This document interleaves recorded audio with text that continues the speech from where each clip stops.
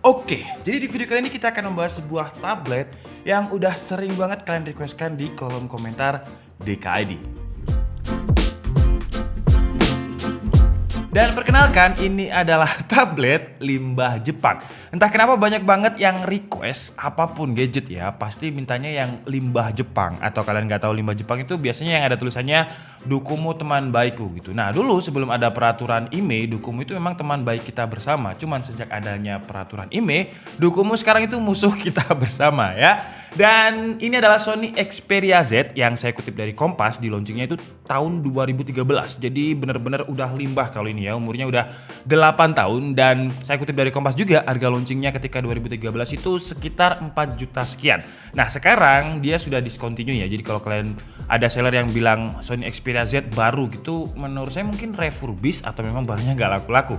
Nah yang beredar di pasaran itu adalah harga-harga bekas, dan harga bekasnya itu sekitar 900.000 sampai 1.300.000. Dan saya ini dapatnya 1.300.000 dengan kondisi yang benar-benar batangan seperti ini ya, dan kayak habis perang gitu. Jadi kalau kalian lihat di bagian belakangnya ada tulisan Xperia di sini kecil, yang sebenarnya menurut saya walaupun udah limbah 8 tahun lalu, tapi secara desain menurut saya masih oke lah. Karena memang di tahun 2013, saya kutip dari Kompas juga, Sony mengklaim kalau ini adalah tablet tertipis waktu itu ya, 8 tahun lalu, dengan ketebalan sekitar 6,9 mm. Jadi kalau kalian lihat lumayan tipis lah untuk ukuran tablet. Kemudian di bagian bawahnya sini juga sudah ada logo NFC. Nah kalau kalian lihat ya, bener-bener keadaannya itu bener beset-beset gitu. Jadi kayak bekas pemakaiannya banyak banget. Kemudian di bagian pojok kanan terdapat kamera, satu aja kamera belakangnya ya, dengan resolusi 8 megapiksel. Kemudian untuk port-portnya lumayan banyak ya. Jadi di sini ada speaker, kemudian di sini ada aksesoris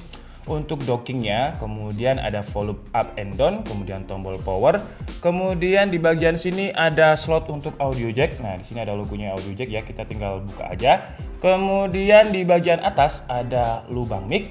Di bagian kanan ini ada speaker ya, di bagian kanan sini. Di bagian bawahnya, nah ini ada micro SD dan juga SIM card. BTW punya saya ini adalah yang versi LTE, jadi dia bukan WiFi only.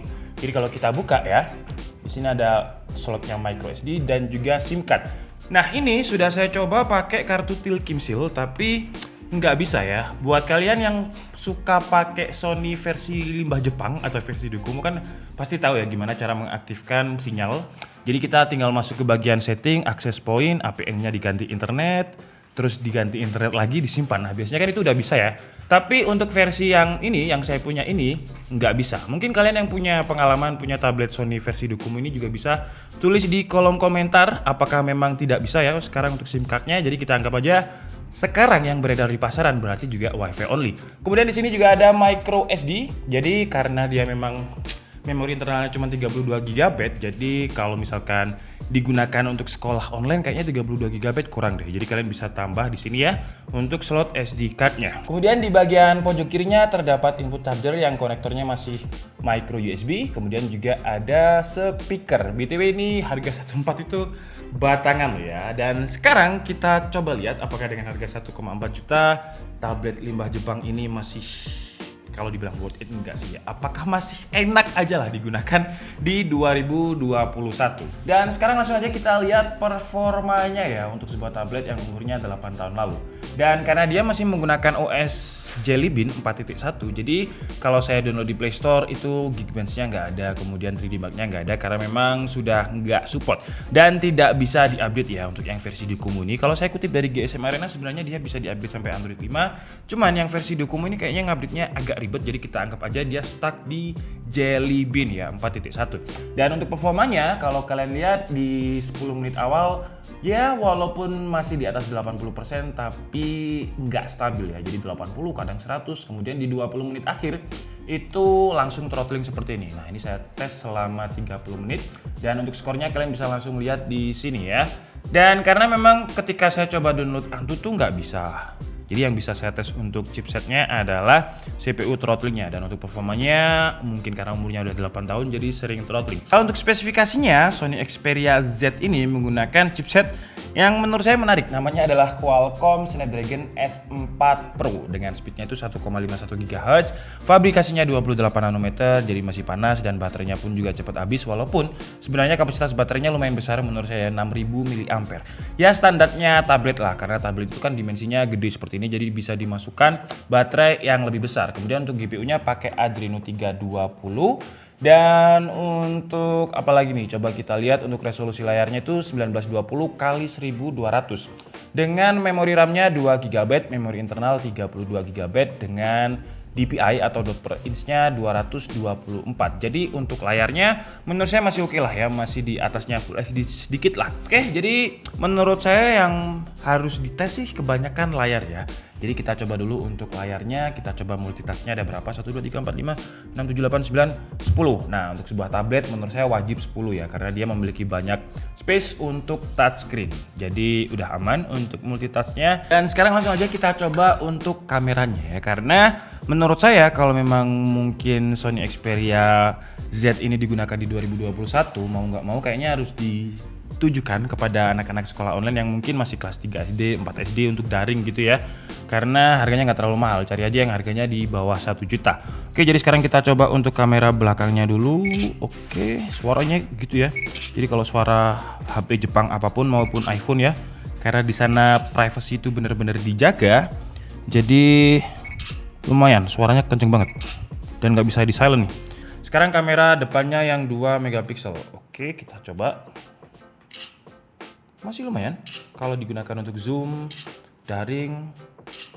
Menurut saya ya, dengan layarnya Sony ini masih oke.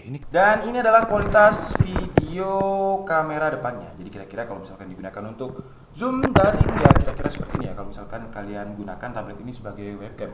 Ini bukan cupang ya, ini kayaknya digigit nyamuk ya. Jadi seperti ini ya, bukan cupang. Nah untuk resolusinya walaupun 2 megapiksel menurut saya masih oke. Kalau kita bandingkan dengan HP-HP baru, tablet baru yang harganya 1 jutaan kecil ya, jadi 1 juta sampai 1,2 juta. Menurut saya Sony ini masih oke. Dia pun juga nggak delay. Jadi untuk kameranya oke lah, masih Sony banget lah untuk harganya yang bekas sekarang. Dan ini adalah kualitas kamera belakangnya ya, kira-kira seperti ini. Kalian bisa bedakan nanti bagusan kamera depan atau kamera belakang. Nah ini pas nggak ya posisinya? Nah kira-kira seperti ini. Tapi nggak mungkin orang ngevlog itu pakai tablet ya, karena terlalu besar, bobotnya itu sekitar 496 gram. Kalau misalkan cuma 2 menit 3 menit oke lah, tapi kalau sejam kalian ngevlog kayak gini terus di sini bisa langsung linu ya. Dan sekarang kita coba untuk Netflix-nya ya, karena menurut saya yang masih cukup oke dari Sony Xperia Z ini memang layarnya. Dan kita mungkin, kamu mau nonton apa Al? Nah jadi kira-kira seperti ini ya gambarnya kalau misalkan kita gunakan untuk nonton Netflix. Kalau sekedar nonton entertainment menurut saya masih oke, karena memang stereonya juga stereonya, speakernya juga udah stereo ya. Dan kira-kira suaranya paling kenceng itu seperti ini, lumayan kenceng loh ya. Nah dan untuk gambarnya menurut saya masih oke panelnya, cuman kekurangannya adalah frame-nya ya. Wow, wifi-nya nggak sampai sini lagi.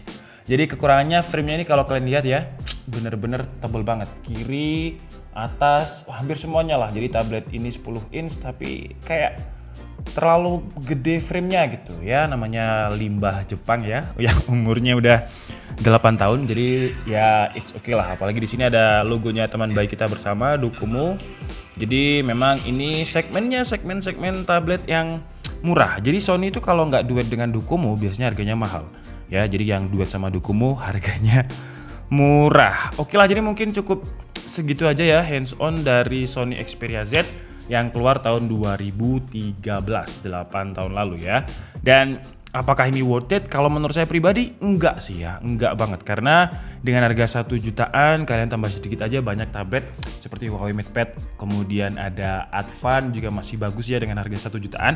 Nah kalau kalian dapat Sony Xperia Z ini dengan harga 1 jutaan dan bekas, nggak ada garansinya, software update-nya juga Jelly Bean ya, jauh banget ketinggalannya.